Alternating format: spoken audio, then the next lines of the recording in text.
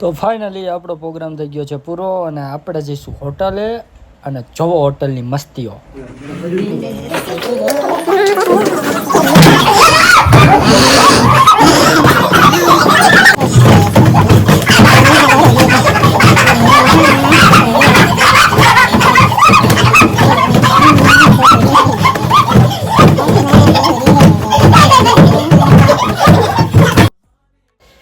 આગળના વિડીયોમાં તમને ઓડિયો જોવા નહીં મળે કેમ કે કોપીરાઇટ આવે છે એટલે ઓડિયો નથી રાખ્યો, તો માફ કરજો અને જોવો પ્લીઝ.